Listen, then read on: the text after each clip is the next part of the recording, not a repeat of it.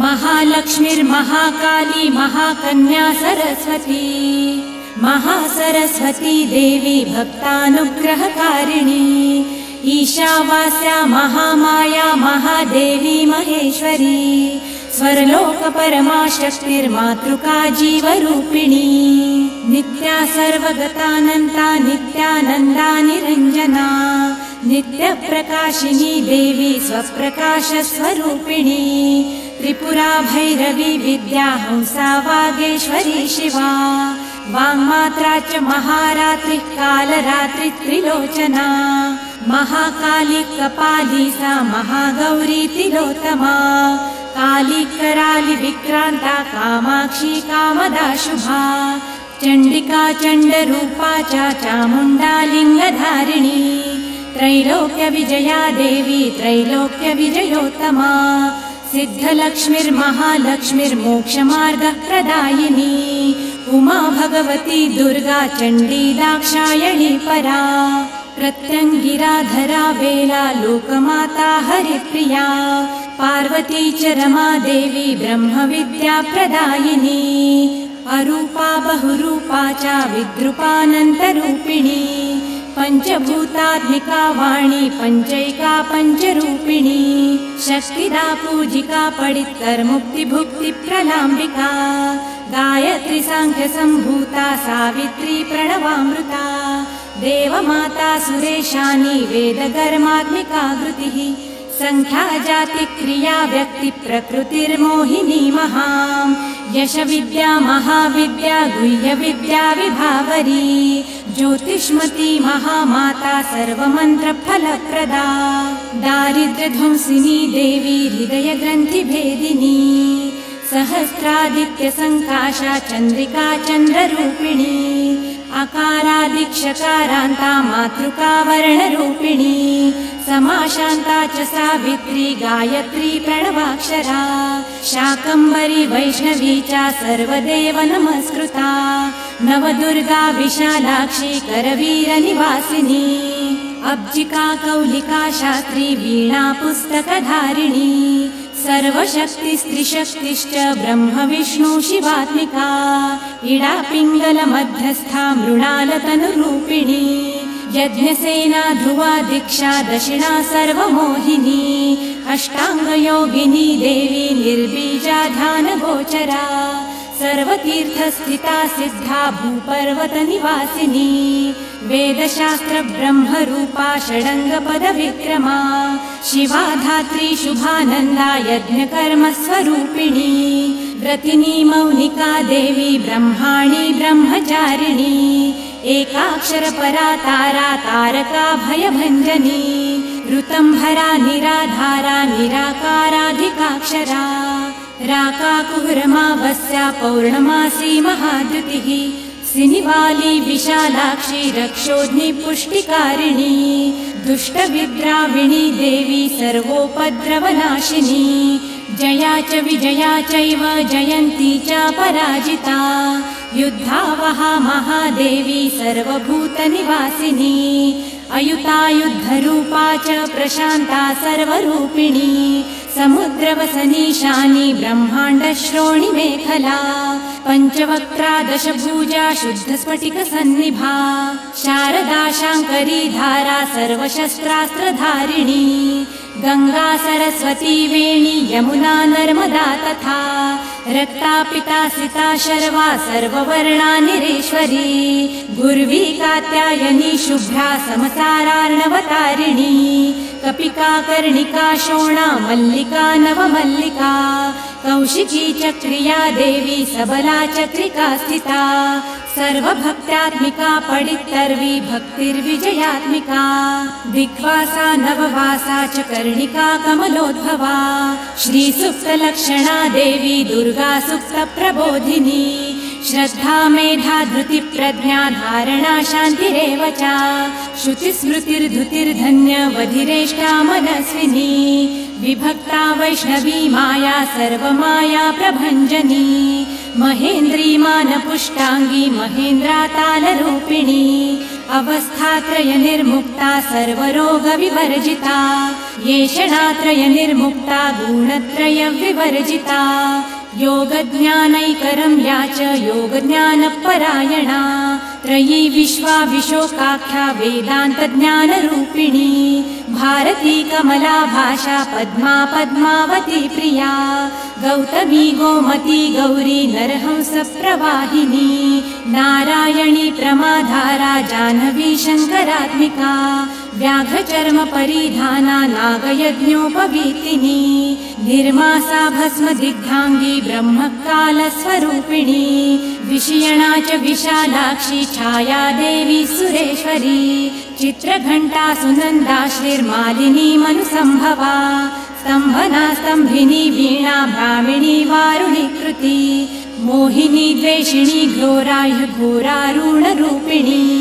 रुद्रैकादशिनी पुण्या कल्याणी लाभकारिणी देवदूती महादूती स्वप्नदुर्गाष्टभैरवी सूर्यचन्द्रार्धमात्राया ग्रहनक्षत्ररूपिणी बिन्दुनादकलातीता बिन्दुनादकलात्मिका दुर्जना दुर्जयाकारा कला षोडश संयुता काश्यपी कमला देवी नाभिचक्रनिवासिनी षडाधारस्थिता गुह्या देविका चक्ररूपिणी आदित्या शर्वरी शुभ्रा शुम्भसुरनिवर्हणी त्रिशिखा विशिखा शुभ्रा कर्म निर्मूलकारिणी आदिलक्ष्मीर्गुणाधारा शुद्ध ब्रह्मात्मिका बला कृत ब्रह्मा सुखाधारा सर्वचित्रस्वरूपिणी मृत संजीविनी देवी कामिनी कामवर्जिता निर्वाण भाग्यदा देवी हंसिका कौशिकी क्षमा अविद्या गुणिनी वेदा निर्गुणा खण्डिता सदा सौमिनी वेदबीजाख्या शबला चक्रधारिणी दण्डिनी मुण्डिनी व्याघ्री शङ्किनी सोमसम्मता सौत्रामिणी सदानन्दा पञ्चबाणप्रभञ्जनी बाणशोणसहस्राक्षी सहस्रभुजपादुका सन्ध्यावली त्रिसन्ध्याख्या ब्रह्माण्डमीति धारिणी राजिका रत्नमाला च कामधेनुर्भुरुक्रमा चिन्तामणि रोषा देवी कर्णिका स्वर्णभूषणा अश्वस्था वारुणी सेना काशिकामप्रभञ्जनी पञ्चप्रणवरूपाध्या कान्ता काम्यक्तरानना मन्त्रब्राह्मण विद्या च नादरूपा हविष्मती अथर्वणा श्रुतिशून्या कल्पना वर्जिता सती सत्यज्ञात्री प्रभा मैत्री प्रकृति पार्वणा सती अवर्णा पञ्चवर्णा च सुवर्णा भुवनेश्वरी त्रैलोक्यमोहिनी विद्या सर्वधाराक्षरेश्वरी हिरण्यवर्णा हद्मी सर्वोपद्रवनाशिनी कैवल्यपदवी लेखा सूर्यमण्डल संस्थिता सोममण्डल मध्यस्था नक्षत्रं मण्डले स्थिता वायुमण्डल मध्यस्था व्योममण्डल संस्थिता सर्वसिद्धान्त मार्गस्था वर्णावर्ण विवर्जिता शतरुद्रा संहरन्ती सर्वसंहारकारिणी चक्रिका चक्रमार्गस्था चक्रमार्ग प्रवर्तिनी कौलिकी वक्रकेशी च यक्षिणी षडिण्डपावनी सुलभा पौरुषी पुष्टि सर्वसत्त्व प्रवर्तिका अर्धनारीश्वरी देवी सर्वविद्या प्रदायिनी पार्वती पौरुषी विद्या सर्वोपनिषदा स्थिता त्रिकालज्ञानदा शान्ता नन्दिनी कमलासना रक्षा शान्तिप्रदा देवी गन्धर्वी गन्धवाहिनी अचिन्त्यलक्षणा गोत्रा नाम जात्यादिवर्जिता सप्तमात्रा परिच्छिन्ना कैवल्यज्ञानदीपिका व्योमकेशखिलाधारा पञ्चकोश विलक्षणा पञ्चकोशात्मिका देवी परब्रह्मात्मिका भुषं जराजया जयन्ती च लोकमाता प्रसूतिका वाग्देवी भरणा कान्ता सर्वसामान्य संस्थिता उष्टांगा च चतुष्षष्ठी गणिका विद्यया चिन्ता कालिन्दी कर्षिणी श्यामा यक्षिणी किन्नरेश्वरी केतकी मल्लिका शोणा वाराही च घराघरा नारसिंही महोग्रास्या भक्तानां मृत्युनाशिनी अन्तर्बहिस्थिता लक्ष्मीर्जरामरणनाशिनी त्र्यम्बका च महामारी सोमसूर्याग्निलोचना अदितिर्देवमाता च सुमित्रा च सुयोलिका अष्टप्रकृतिरिष्टा च विभ्रष्टा विकृतिकृती दुर्भिक्षध्वंसिनी देवी सीता सत्यस्वरूपिणी ख्यातिश्च भार्गवी देवी देवयाना तपस्विनी शाकम्भरी महाघोरा गरुडोपरि संस्थिता मन्त्रव्याकरणाकारा ज्योतिषशास्त्रस्वरूपिणी इडा पिङ्गलमध्यस्था सुषुमना नाडिभेदिनी कालचक्रप्रयुक्तास्या कालचक्रप्रवर्तिनी वैशारदी मतिर्ज्येष्ठा श्रेष्ठा वै सर्वदीपिका वैनासकी वरारोहा श्रेणी मौली च बर्बरा जृम्बिणी जृम्बिणी जृम्बा गणिका मणिका परा शरभा चन्द्रिका नन्दा सर्वव्याधि प्रभेषजा देवकी देवशङ्काशा वारदी करुणाकरा शाम्भवी सर्वसम्पन्ना सर्वपापप्रभञ्जनी एकमात्रा द्विमात्रा च त्रिमात्रा च तथा परा अर्धमात्रा तथा सूक्ष्मा स्वगम्या च तथा परा एकवीरा विशेषाख्या षड्वर्गाथ मनस्विनी निष्कर्मा निष्कला लोका ध्याना कर्मात्मिका गुणा सुसान्द्रानन्द सन्दोहा व्योमकेशा निरूपिणी गद्यपद्यात्मिका वाणी सर्वलङ्कार संयुता सामवेदपदन्यासा सत्कृता सत्कृता बला षडर्क कर्कशाकारा सर्वतर्क विवर्जिता आदिवर्णा सुवर्णाभा तपस्सत्पररूपिणी ब्रह्मण्या ब्रह्मसन्ताना वासवक्त्या जनेश्वरी पुराणन्यायमीमांसा धर्मशास्त्राङ्गमिश्रिता वेदा वेदवती सर्वा हंसविद्याधिदेवता विश्वेश्वरी जगद्धात्री जगन्निर्माणकारिणी नारायणी महादेवी सर्वसत्त्वप्रवर्तिनी हिरण्या बाहुरूपा सा हिरण्यपदसम्भवा कैवल्यपदविपुण्य कैवल्यपदगोचरा ब्रह्मसम्पत्तिरूपा सा हिरण्यपदसम्भवा भरणावरणाधारा सर्वलोकप्रवर्तिका एकाक्षरपरा युक्ता सर्वदोषप्रभञ्जनी पाशाङ्गकुशधरा देवी वेणीवादाक्षसूत्रिका कपालिनी महादंष्ट्रा भ्रुकुटीकुटिलानना एकमूर्तिस्त्रयी धारा मधुकैटभभञ्जनी सर्वावासा सुवस्त्रा च बृहती जगती समा छन्दस्त्रिष्टुप् प्रतिष्ठा च कल्याणी रक्षणात्मिका चक्षुष्मती महाघोरा खड्गचर्मधरासिनी छन्दस्त्रिष्टुप् प्रतिष्ठाङ्का कलमाशि करुणात्मिका शिल्पविद्याश्रया देवी सर्वतो भद्रकारिणी अचिन्त्यलक्षणा सिद्धा सूत्रभाषनितम्बिनी सर्वविद्यार्थसम्पत्ति सर्वशास्त्रार्थमातृका अकरादिक्षकारान्ता मातृका च लिपिक्रिया स्वाहा स्वधा स्वरूपा च स्तोत्राक्षरविभूषिता त्रयिविद्या सदानन्दा त्रयिविद्या सदाशिवा सर्वज्ञा सर्वसाक्षी च प्रसन्ना च चराचर अणिमादि गुणोपेता पराकाष्ठा परागतिम् हंसयुक्त विमानस्था हंसारूढा शशिप्रभा भावना वासना वित्ति प्रकृति कमलामला तन्त्रितन्द्रि विचित्राङ्गी व्योमगङ्गा बलिप्रिया वारुणी वरुणावेशारुह्यजुग्वामरूपिणी महानन्द नदी पुण्य गङ्गा पुण्याङ्गनाश्रया समाधिर्वारणा ध्येया श्रोतव्या श्रोत्रिया घृणिः रामप्रिया महादेवी सुपसद्रा भुजारुणा निपातारुन्धती जङ्घ्या सर्वमाता विशेषणी आसिना च शयाना च तिष्ठन्ती धावतीति च लक्ष्मीर्लक्ष्मीरूपा च स्वरूपा गणिकाकृतिः एकरूपा तपोरूपा सुरूपा च तथा कृतिः स्वराकारा निराकारा श्रीयुक्ता च विशेषतः गम्भीरा गहना गुह्या योगलिङ्गाङ्गधारिणी शेषवासुकि विश्रान्ता ब्रह्माण्डफलचञ्चला करुणारूढसम्पत्तिः कीलका मन्त्रकीलका शक्तिबीजात्मिका शर्वा मन्त्रा मन्त्रफलात्मिका